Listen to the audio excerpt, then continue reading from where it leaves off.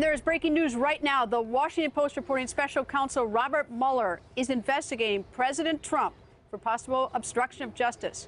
With me, Senator Richard Blumenthal, Democrat of Connecticut, who serves on the Judiciary Committee, and one of the lead plaintiffs of the lawsuit that I'm going to talk about in just a second with him. But first, let me go to you, Senator.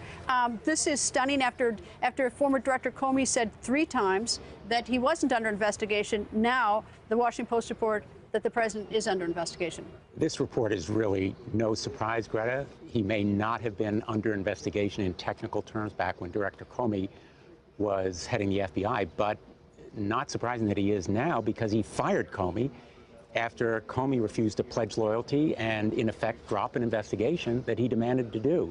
And so what we've seen over the last few weeks is literally an obstruction of justice case by the President of the United States unfolding in real time right before our eyes. Is this a major turning point? I mean, the president, I guess, was probably high-fiving the other day after Comey testified and said he confirmed the 3 times that he was not under investigation.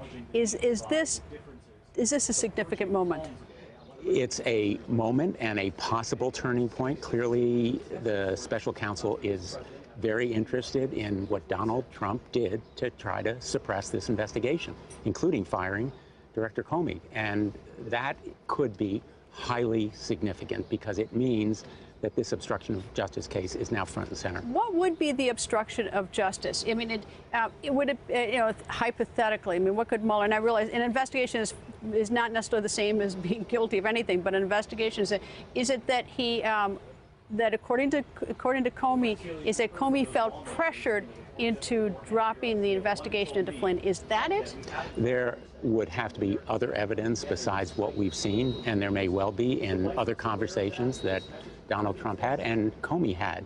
But the investigation would concern the President of the United States trying to stop and end an investigation that imperiled him with possible criminal culpability. And of course, he's got, I mean, he also has, though, the Deputy AG Rosenstein and the current AG both wanting to fire Comey for other related reasons. Disarray at the FBI was one of the allegations that they made, as well as bungling the Hillary Clinton investigation and saying on May 3rd when he testified that he would do it all over again. So that would be a legitimate reason, presumably, to fire Comey.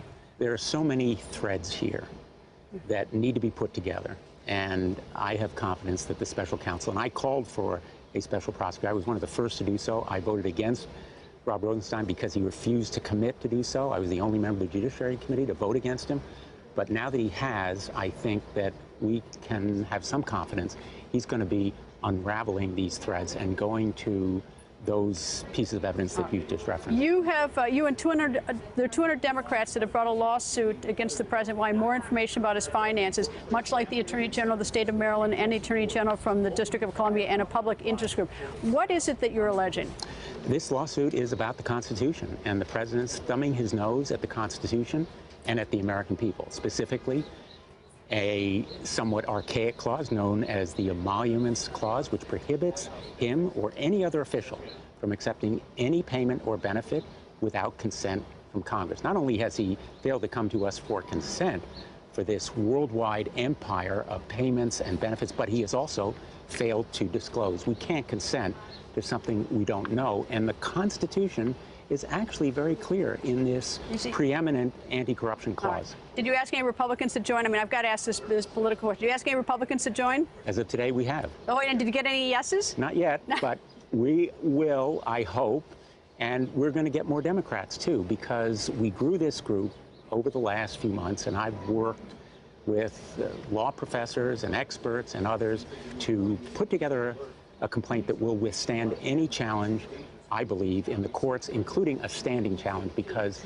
he has not come to us for consent, and therefore he's nullified our vote. Hey there, I'm Chris Hayes from MSNBC. Thanks for watching MSNBC on YouTube. If you want to keep up to date with the videos we're putting out, you can click subscribe just below me, or click over on this list to see lots of other great videos.